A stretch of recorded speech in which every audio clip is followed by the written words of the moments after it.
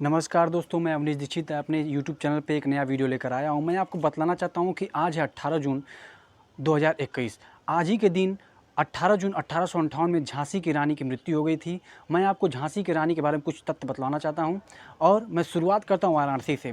झांसी की रानी का जन्म वाराणसी ज़िले में हुआ था, जो कि 19 नवंबर 1828 को हुआ था। और देखिए, झांसी की रानी मतलब झांसी का रानी का असली नाम मणिकर्णिका तांबे था और प्यार से उन्हें लोग मनु बुलाते थे।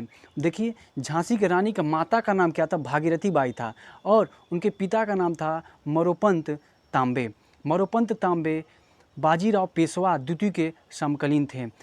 माता के मरने के बाद, भागीरथी बाई के मरने के बाद मनु को संभालने वाला कोई नहीं था, तो मोरोपंत तांबे बाजीराव पेशवा के दरबार में मनु को ले जाया करते थे। और मनु को ले जाने के बाद मनु बहुत ही चंचल स्वभाव की हुआ करती थी और चंचल और सुंदर होने के स्वभाव के कारण उन्हें मनु को छबीली के नाम से भी जाना जाता है। मैं आपको बतला दे रहा हूँ, सन 1842 मतलब 1842 में गंगाधर राव नवालकर के साथ उनका विवाह कर दिया गया। मैं बताना चाहता हूँ, उसके बाद वो झांसी की रानी की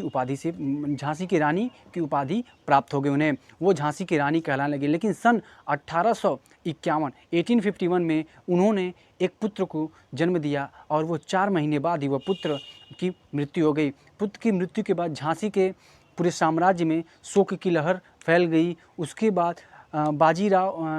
बाद जो है कि गंगा राव भी शोक से व्याकुल होने लगे थे और धीरे धीरे उनकी भी स्वास्थ्य बिगड़ने लगी थी। और साम्राज्य के लोगों के कहने पर लोगों ने कहा है कि आप दत्तक पुत्र ले लें। दत्तक पुत्र का मतलब होता है गोद लिया हुआ पुत्र। मैं आपको बतलाना चाहता हूँ कि राजा गंगाधर राव की मृत्यु 21 नवंबर 1853 को हो गई थी, वो पुत्र के शोक के कारण, और वो बीमार भी रहते थे, उनका स्वास्थ्य भी सही नहीं रहता था। दत्तक पुत्र लेने के बाद 21 नवंबर 1853 को राजा गंगाधर राव की मृत्यु हो गई। मैं आपको बतलाना चाहता हूँ कि राजा गंगाधर राव की मृत्यु को होने के बाद उस दत्तक पुत्र का नाम दामोदर राव रखा गया। और जब मृत्यु हो गई तो पूरा झांसी का साम्राज्य एक प्रकार से राजा विहीन हो गया। राजा विहीन होने के कारण उसके ऊपर जो है कि हुकूमत, जो कि उस समय की हुकूमत थी, उसके ऊपर सत्ता जमाने का प्रयास करने लगी। उसके बाद सत्ता जमाने के बाद रानी लक्ष्मीबाई अपने दामोदर राव पुत्र को लेकर घोड़े के साथ तात्या टोपे की तरफ रवाना हो गई और ग्वालियर जा पहुंची। ग्वालियर जाने के बाद उन्होंने ग्वालियर के कुछ राज्यों में भी क्या किया, उन्होंने कुछ राज्यों पे कब्जा किया। राज्यों को कब्जा करने के बाद बताया जाता है कि अंग्रेज़ों के साथ लड़ते लड़ते रानी लक्ष्मीबाई जो है कि जो एक बहुत ही वीरांगना थी जिनकी मृत्यु हो गई। कहा जाता है कि उनके सर पर तलवार लगने के कारण उनकी मृत्यु हो गई थी।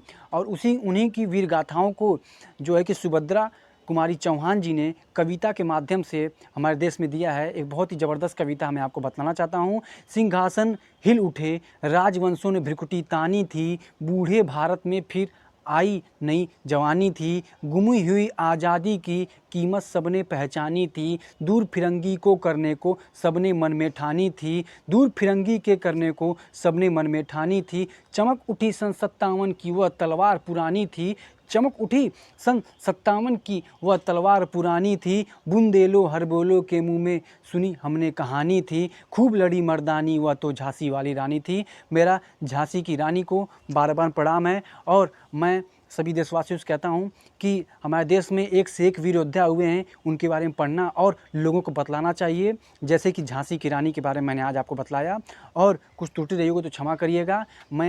मेरे चैनल को लाइक करें, शेयर करें, सब्सक्राइब करें। बहुत बहुत धन्यवाद।